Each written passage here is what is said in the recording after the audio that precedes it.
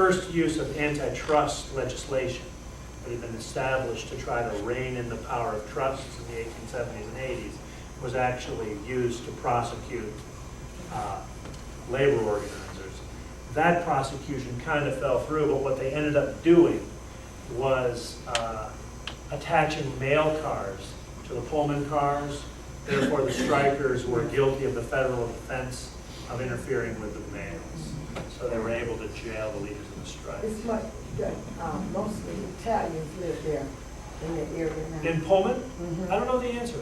I don't know who the...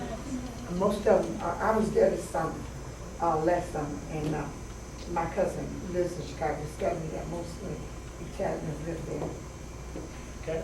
Now, another way of adapting to these kind of new urban realities, and we're going to spend a day here, Hull House. One of the books you've got is Jane Addams' 20 Years of Hull House. This is a picture of Jane Addams. Really extraordinary figure. Lots of stuff to say about Hull House, but you'll see it tonight. Began as a single house, eventually became a block-wide settlement, like 13 or 14 different buildings. This is their coffee shop and reading room. There were art classes. Addams and these people, she was lots of things. She was a feminist. She was an advocate of women's suffrage. They were extremely important in the movement for kindergarten, actually, which was an innovation that had come to the United States from Germany. Public playgrounds. You could take ceramic classes, child labor, juvenile court. An awful lot of innovations coming directly or indirectly out of Hull House. They did a lot of research around the surrounding neighborhoods. This is an extraordinary, and you'll see these maps here. This is broken down by earnings per week. So less than $5, $5 to $10. So they're actually tracking the families in the tenements around. This is actually broken down by ethnicity. So you can actually see different groups. This is an area right around Hull House. You'll see very few black people. A lot of Russians, mostly Russian Jews. Anyway, so you can have a look at those. So some remarkable research that was done. Here's Jane Addams as an old woman talking with some children. One thing that's quite interesting when we visit Hull House, remember we talked a lot about this last summer. One of the things that I'm very interested in personally is the way in which we tell stories about the past in memorials and historic sites. So it'd be really interesting to see how they handle Jane Addams.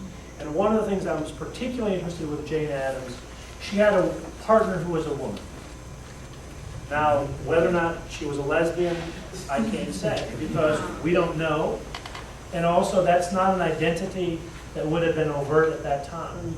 But it does present for the people who run Hull House. Do you acknowledge this? You try to include it in the interpretation.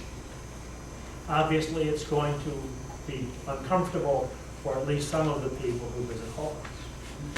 And so, in the last couple of years, they've decided this is actually an important part of her story to incorporate into the interpretation, so you can make your judgment as to how you think they do. Chicago is probably most important, and now I've got to fly here, in terms of how we consume. Montgomery Ward's and later Sears Roebuck, these great Chicago firms which become mail order firms. If you have ever bought something sight unseen, you ordered it, now you would order it offline. In those days, you can order everything up to a house from Sears. Literally. A prefab house would come on a train. Or the pieces of it would come on a train with instructions on how to build it. Irons, guns, caskets, you name it. Money back guarantee. This is all stuff that's being invented out of Chicago. One of the things that's remarkable about Chicago in terms of the Great Migration, people living in a place like this would have heard of it because they would have seen that 500-page Sears catalog that came every year from Chicago. I'm old enough to remember the Sears catalog. And that catalog, This place, Chicago, this cornucopia of goods. You could get anything in this place, Chicago. And you better believe that those catalogs were poured over because after you were done with them in the kitchen, they went out to the outhouse to be used as toilet paper, so you can be sure people read them pretty carefully. Right? The department store, Marshall Field's. First great American department store. This is an extraordinary change. Some of you shop, particularly if you're women, I bet, shop for pleasure. This is an extraordinary thought. Still extraordinary to some of us. But it would have been utterly alien to people then. Shopping was not something that a respectable woman would do. It was something you might send your servant to do, or your slave to do, or the girl.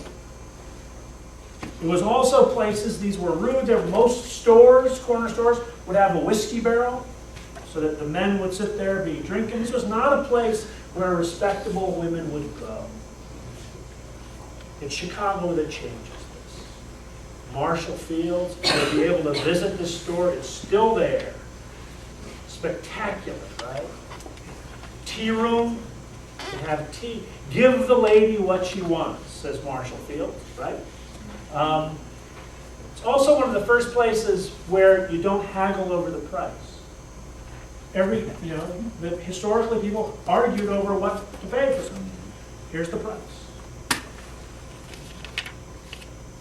This is Carson Peary Scott, another one of these great Chicago stores. I pulled this one because I want to now just show you a lot of buildings. I'm going to fly here. This is designed by Louis Sullivan, one of the great American architects in the late 19th, early 20th century. And that's just the facade at the entrance to the thing. But here, we think we're past this. This is North Michigan Avenue in Chicago now, the Crate and Barrel store. There's nothing here that Marshall Fields hadn't figured out. Display windows. Completely transformed the experience of shopping. Something called a Great Mile, some mile down there. The Magnificent Mile. We're going to be staying right there. You'll spend some time there. You'll probably bring your credit cards. This is Carson Peary Scott again. It's tall. There are really two great innovations. The United States makes two contributions to architecture, historically. The first I've just shown you, the wood frame house. That's an American contribution to the history of architecture in the world. The second is the skyscraper. Both come out of Chicago. These are heavy. So the first thing that you have to figure out is how do you actually create a foundation, particularly on swampy ground, that the building won't collapse. The caisson system for building foundations is developed by engineers and architects in Chicago. The other thing they developed that's more important is historically, even some of these tall buildings, well, that one right there I'll get to, would be mason. The walls themselves are load-bearing, right? They're brick or stone. It's in Chicago that they developed the steel frame building.